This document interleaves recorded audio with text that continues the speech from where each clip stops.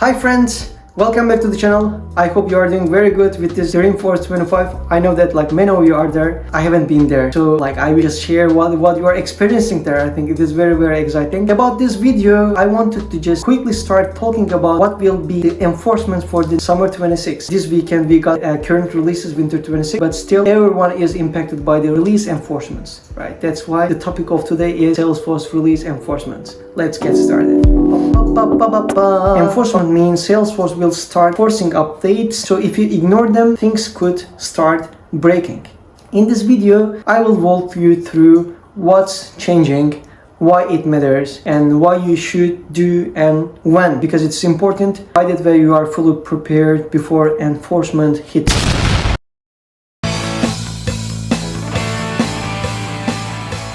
Salesforce at the moment is enforcing accessibility compliance for page header and modal windows. That's a thing for my company too, because in the Poland law, it's a law at the moment. Each of your software should be compatible with these standards. When you zoom in this specific enforcement, when you zoom your screen more than 200, it should be compatible with this one. That's why page headers and the components should fit. You need to check it out. Salesforce brought this enforcement, this one, ensuring all users can interact with Salesforce properly, especially those who rely on magnification and accessibility software. We are questioning what to do and when to do. You can already find this update in setup. If you go to the setup and release update section, you will see improved page header and model layout at 200% zoom. If you also click into it, you can preview it now. You can enable it, preferably test it in the sandbox or pre-release org. You can see better and check them. Do buttons or model move strangely? If there is a strange behavior, you are very good to fix them. These labels, navigation, if misaligned, you can fix them. You can check CSS overrides, lighting component, sizing issues to get prepared. Possible impact would be if you skip it, users may find UI elements broken, especially in high zoom or accessibility scenarios,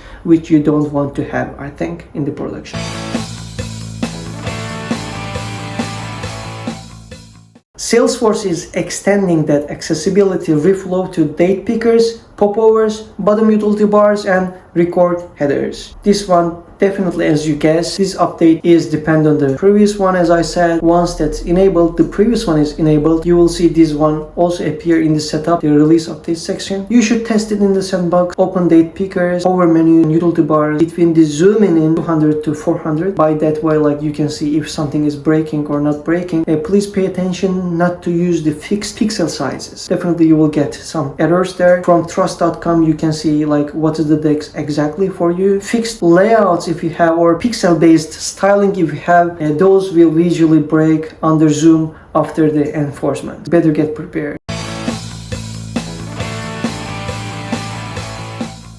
Next one is for the developers. It's technical but really important. I think the impact would be harmful if you don't do it and your flows will get failed. Then you may have many big problems, since everything is connected somehow close, and we are calling more often the Apex methods, invocable actions from there. Salesforce is enforcing no argument constructor for Apex classes used in invocable actions. What does that mean? Come to that point. When Flow tries to call an Apex class, Salesforce has to create an instance of that class automatically. If your class only has constructors that requires parameters, Salesforce can't do that, and your flow potentially will fail. In this regard, what's changing and why there is this change? Method. Every Apex class annotated with invocable method or used as a parameter type for an invocable method must expose a public no argument constructor. This change ensures Flow can safely create instances without needing developer input. It also brings standardization to how Flow interacts with Apex in the background. What to do with this and when to do? I think the steps are clear, but that may require time. I think you need to go to setup and release updates to check it out and enable it. Basically, then you need to search for your repository to see if you have those invocable methods, right? If you have them, you need to check them.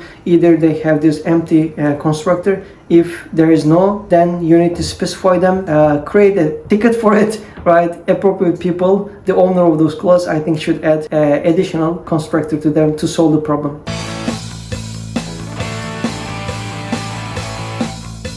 And finally, Apex result will now be sorted by request order rather than the old undefined ordering. The ordering is changing here. This makes results more predictable and consistent. If your logic assumed the previous order, things may have differently. What to do and when to do. Review any batch apex logic that depends on implicit ordering of results. Implicit ordering, explicit sorting. Add explicit sorting in your finish or post processing logic. Test this in your sandboxes. The impact would be possible mismatched data in integrations or reports that assume the old order. Okay, if you are having the old order and new order, you need to behave carefully because some of the integration may just wait and behave according to the old order, which would cause some problems.